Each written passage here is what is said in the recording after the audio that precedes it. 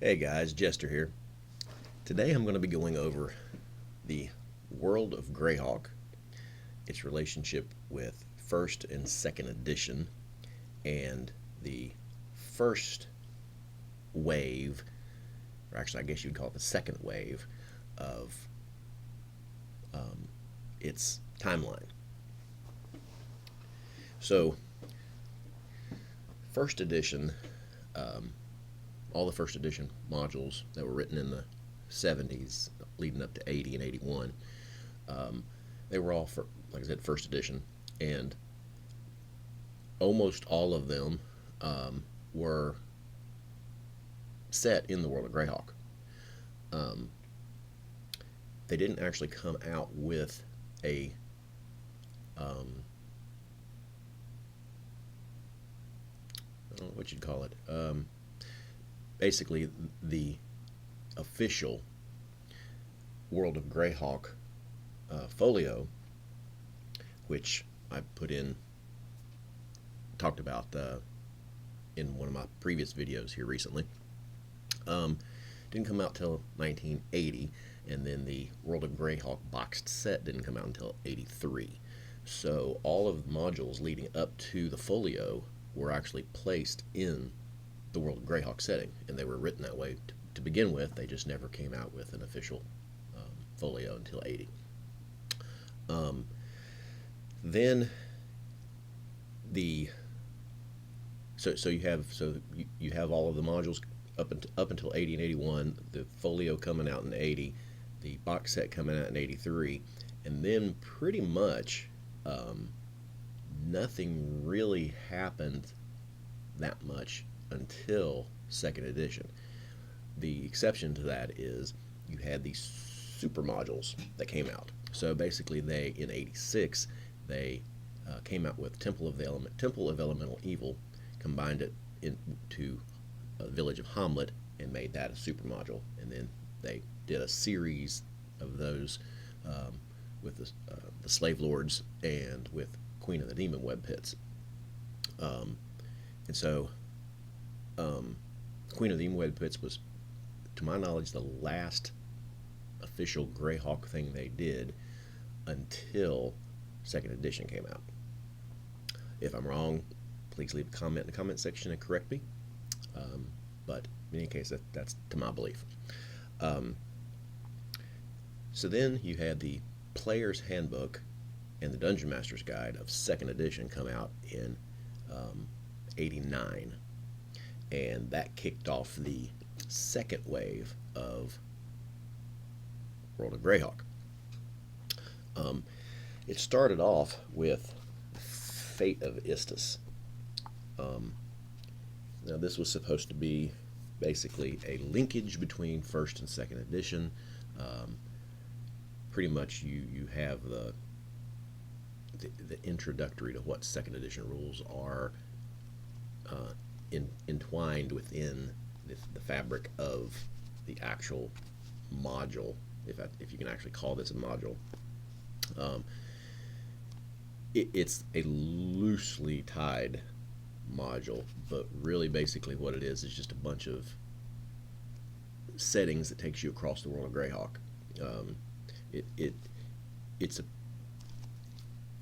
I don't like it as far as a module goes.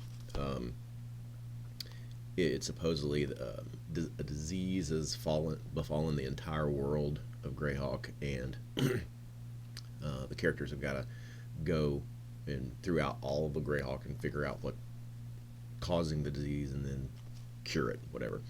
And Istas, the goddess of fate, is one who is controlling all of this, and basically it's a test for each character class. The great thing about this module is the locations and the maps and the information about those locations. So like you have well, I'll just go through you're introduced to Rook, Roost, which is in the Bandit Kingdoms, Rel Mord, Journey, Elred, Wintershiven, Lukish, Roxas, Schindel, Burbabank, and Hesul Ilshar. So you're taken from the Bandit Kingdoms to Ernst to the Great Kingdom to Furiundi to Scarlet Brotherhood, all of that, and they provide you with city maps,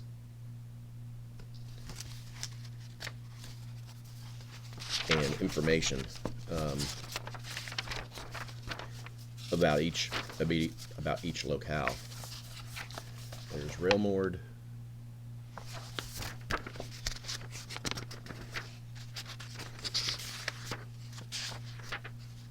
And then you've got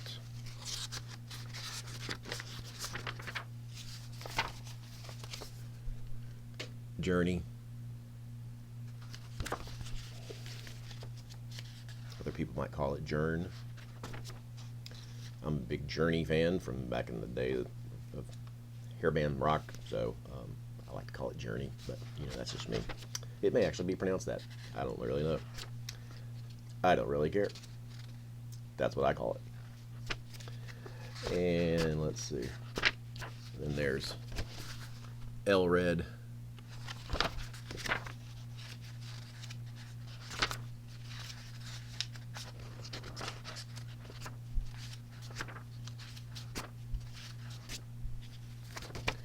Wintershiven.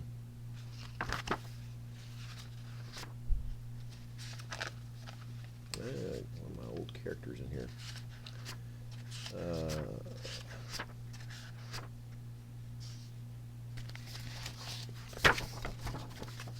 Lukish.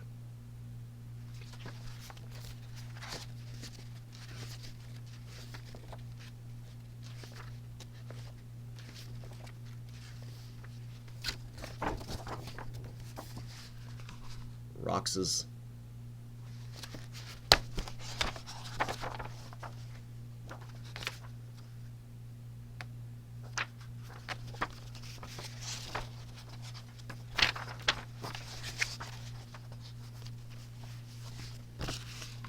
Schindel.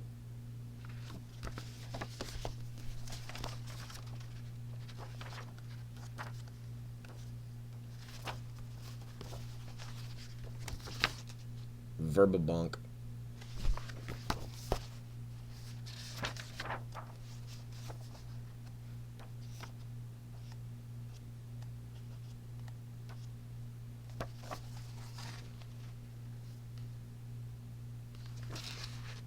Hesul Ishar.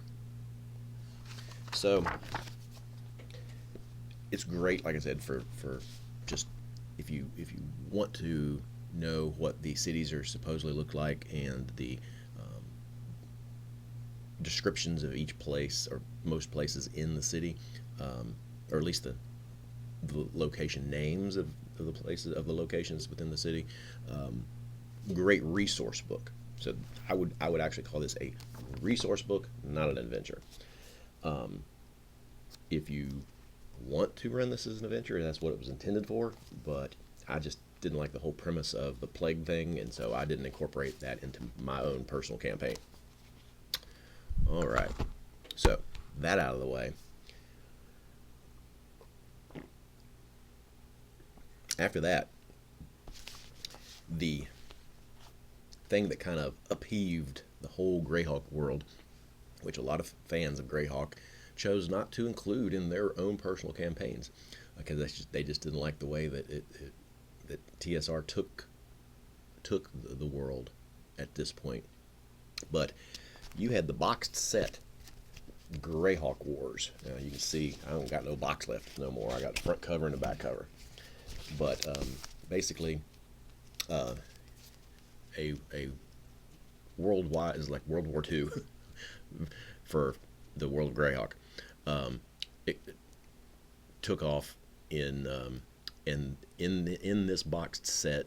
It gives you the adventure book, which basically tells you all about what happened in the wars. So basically, when you buy this this set, the wars have already taken place, and this tells you what happened in the wars. It's a good source book because it's basically what it is. It's a source book. It's not an adventure. It's a source book basically giving you a really good timeline of the events that happened in the war, and then you get to play out versions of the war with it's like a battle systems. Is it battle systems? Battle systems game, I think it is. Let's see. I'm pretty sure it's battle systems. That's what they used. But in any case, you've got tokens that look like this, but they're actually little cardboard cutout tokens, and you got dice, and there's one other playing piece in here that I have apparently lost, but because I still have the cutouts. But anyway, you get to basically play it out and using battle system rules in like a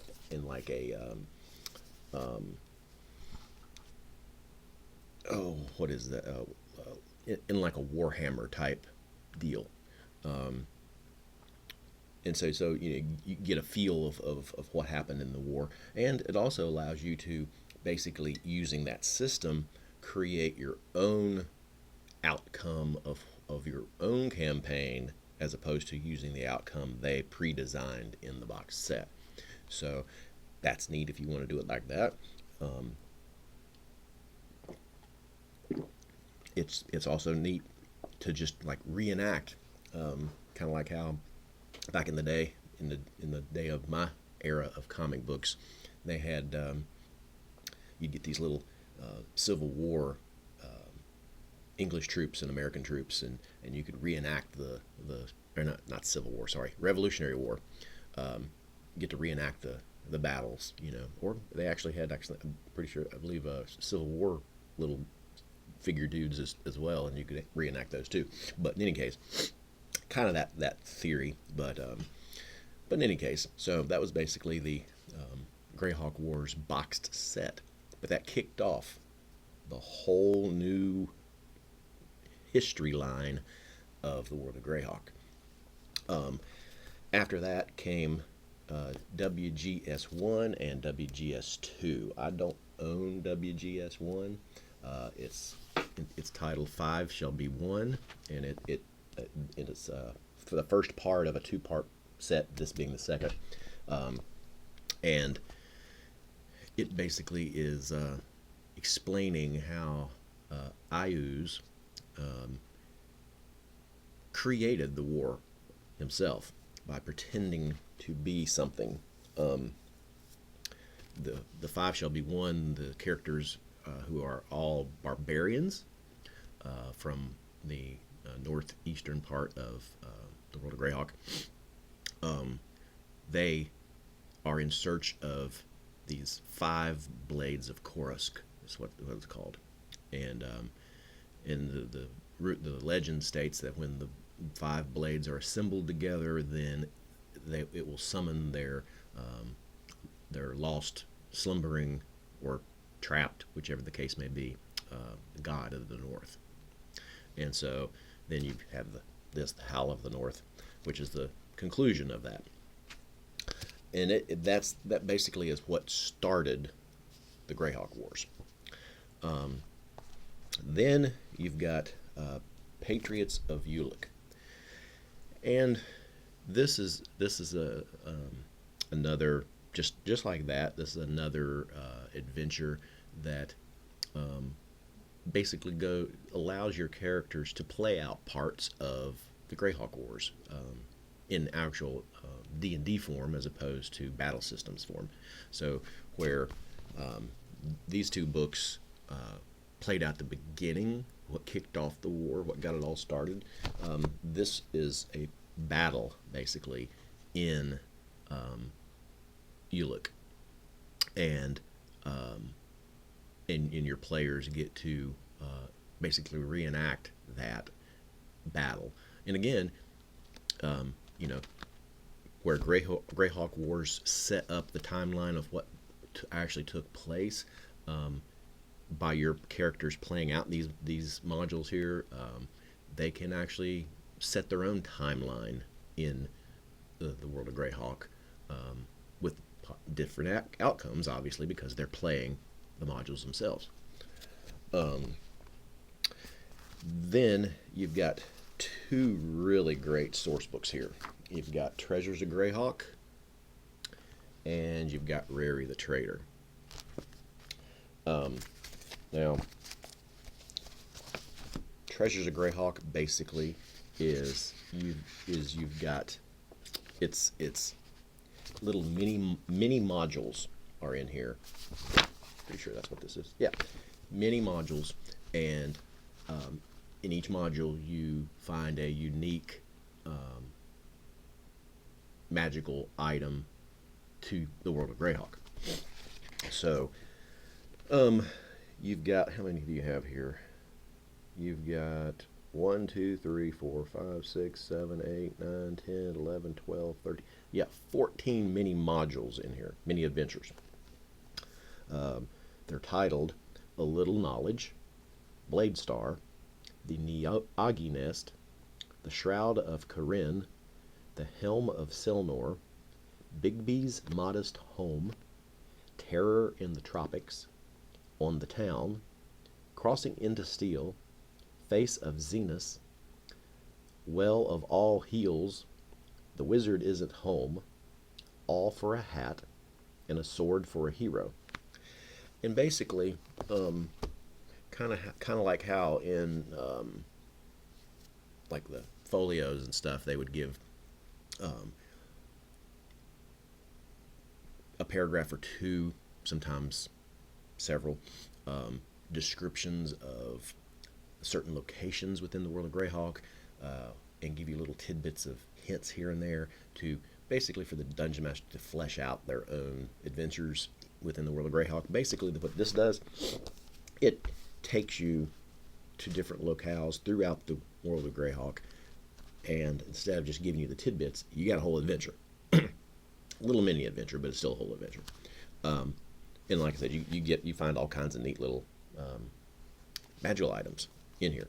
It's not a playthrough, so it's like, unlike the Fate of Istus, where it was intended for you to start from the first adventure and go all the way through the end of the adventure to make up basically an overall adventure.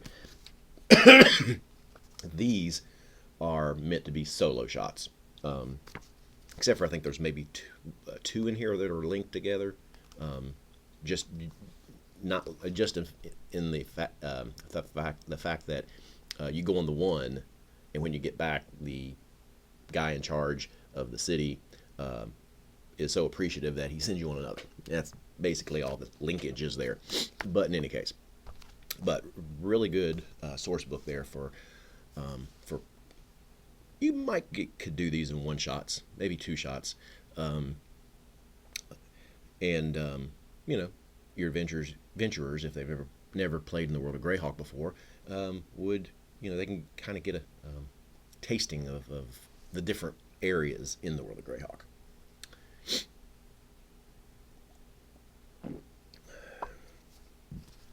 Then you've got Rary the Trader. Now, I love this. I'm going to call this this is an accessory to this. It's got, just like Treasures of Greyhawk, it's got several adventures in it. But unlike Treasures of Greyhawk, where that takes you all around the world of Greyhawk, this takes you just to the Bright Desert, where Rary, who you will find out in the World of Greyhawk box set, he, who was one of the Circle of Eight, he betrayed his Circle of Eight companions and ended up killing two of them, and then took off with Lord Robilar to the Cursed Desert and set up their own kingdom. So basically there are adventures all in the Cursed Desert, and so basically this is a kingdom adventure, Kingdom Accessory, because this is all about the Bright Desert. Um, and so it gives you stats on Rary and Robilar, and just basically fleshes out their new kingdom. Um, I liked I liked a lot of the little mini adventures in here, or what you call location adventures, um, and it's just a good resource to have in case your players want to go wandering around in the Bright Desert, and for whatever reason. Okay, um, so really cool accessory there. All right, so then, um, and this Rary the Trader was copyrighted 1992.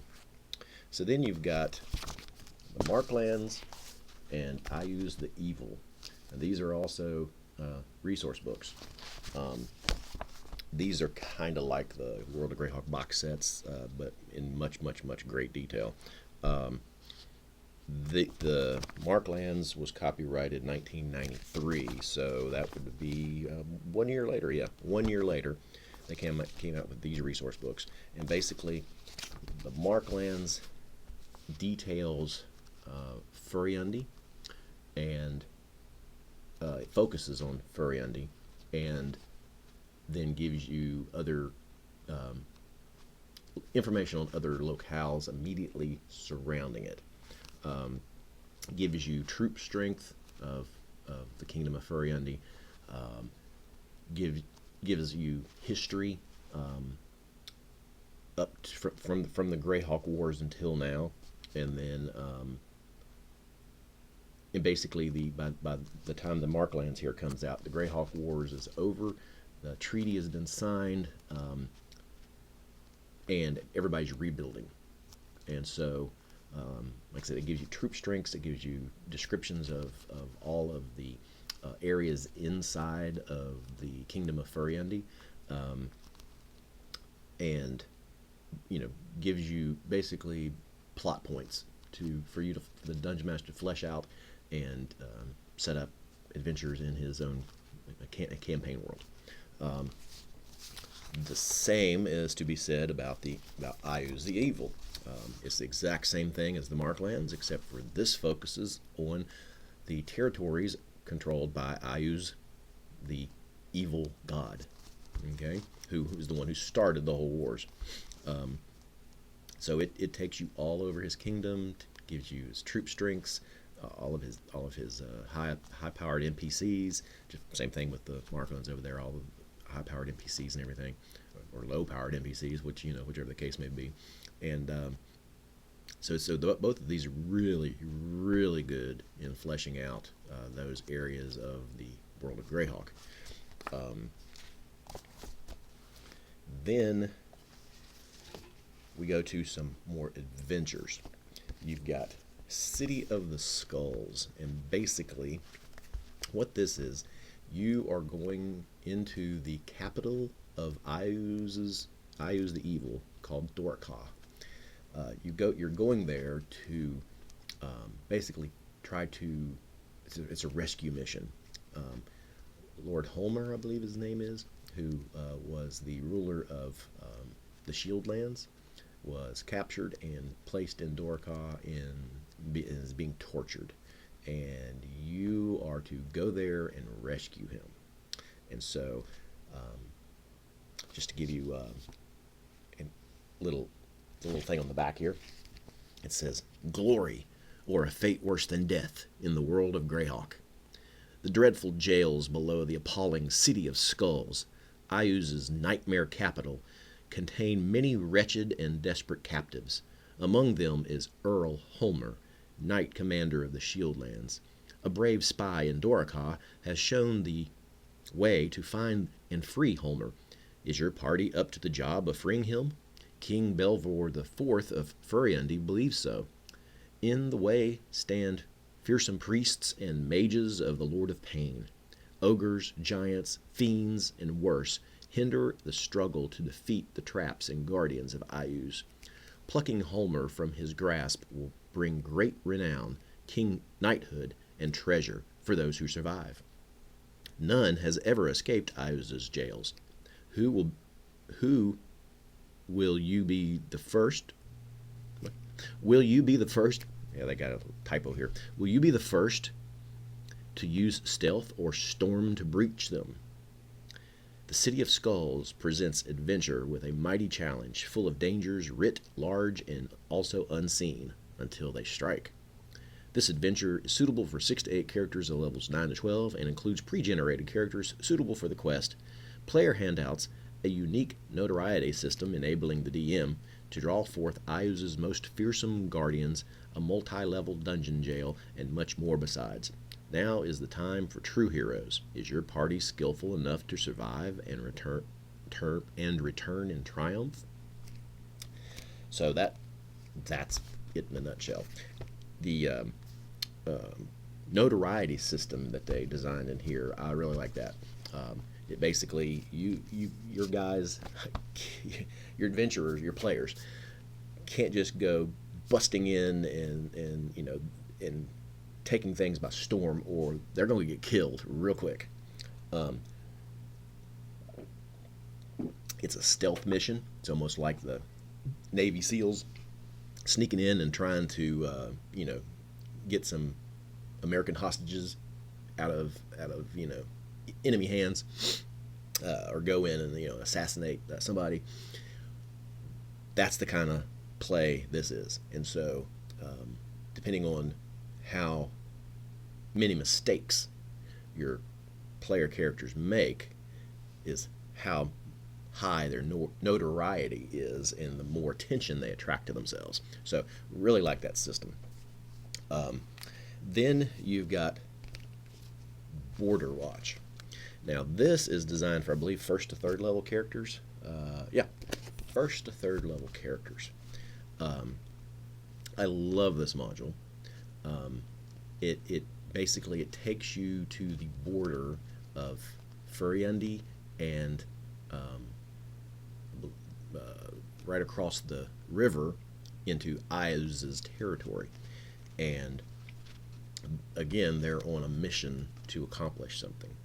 It's not quite as stealthy as City of Skulls, but it's still a mission that they've got to go do something. Now, I don't know if this was the case with all of the prints of this, but there was a section in it that was omitted, and so I had to go online to the errata and actually print it off. And this basically, this stuff here comes after page 25 in the book, and it's very important stuff that was left out. I mean, it's 3 pages here, so really this book should be 3 pages longer than what it is. But in any case,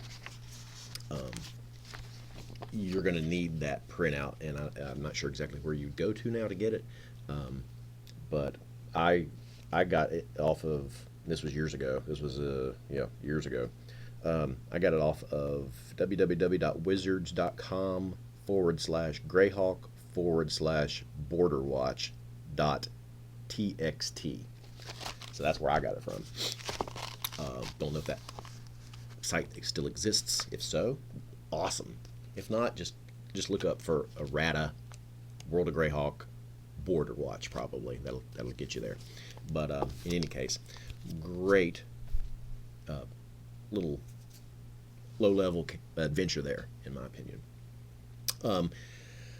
So that's about it, guys. That takes you from the kickoff of 2nd edition with the World of Greyhawk all the way up to basically where the 3rd wave starts, and excuse me, and I will be doing a video of that wave coming up shortly.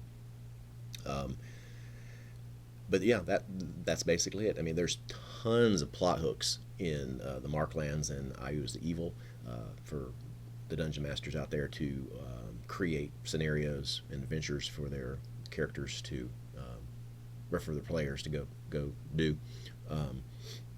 And then you've got these other little, modules to give you other adventures, or give you a feel for what exactly an adventure in this time period of World of Greyhawk would look like.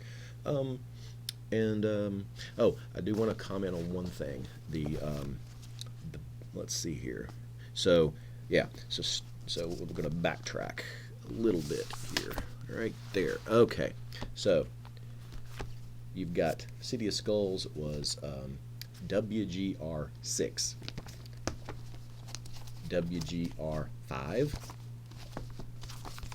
4, 3, 2, WGR 1, which I did not include in this because it doesn't have anything to do with the Greyhawk Wars. But WGR 1, which I did a video on it within the last 3 episodes, was the Ruins of Greyhawk, which is the gigantic module on the Castle Greyhawk. And like I said, I didn't include it in this because this is all about the Greyhawk Wars and the fallout from that, and the Castle Greyhawk doesn't have anything to do with that. It literally had nothing to do with it. So I didn't include it in this, but I did want to point that out, that was the first in line of a series of material with the WGR designator. And so that wraps it up for this episode. Like I said, this is just about the Greyhawk Wars and the fallout from that. Doesn't include any other product that TSR put out, or Wizards of the Coast. I'm not sure when Wizards picked up, but anyway, doesn't include anything else with 2nd edition or with World of Greyhawk that might be in here, like the Greyhawk Ruins thing, that didn't have anything to do with the wars itself. Because that's what I'm focused on right now, is the wars, because that was what basically just upheaved the whole flow of everything in the World of Greyhawk. Like I said, the last module, which which was in 1st edition, being Queen of the Nemaweb Pits, that whole series of 9 modules with the Giants, the Drow, and the Queen, that basically kind of took place during the wars, or right immediately preceding the wars. But in any case, but other than that, like I said, any other modules that may have been printed or accessories that may have been printed about the World of Greyhawk during this time period between, when did this one start off? Between 90 and, no, not 90, yeah, 90 and the last one here in 93. Anything between 90 and 93 that didn't have anything to do with the wars, I left out of this video. So anyway, thank you all for watching. Make sure you hit the like, subscribe, and notification bell, and leave any comments in the comments section, because I do enjoy those, and I will respond as quickly as I can. Make sure you share with all your friends so that this video gets out amongst as many people as possible. Show me some love by, I don't have a Patreon account or anything like that, but I do have a novel called The Book of Prophecies. It is a fantasy fiction novel, and you can support this channel by purchasing that novel. It comes in hardback, paperback, and ebook formats. The links are in the About section of this channel. You can also go to my Facebook page, James Richmond Author, and there is an About section there with the same links. You can also pick up some other things that are going on with me that aren't included in the videos that I produce here. And anyway, like I said, thanks again for watching, and until next time, and as always, see you soon.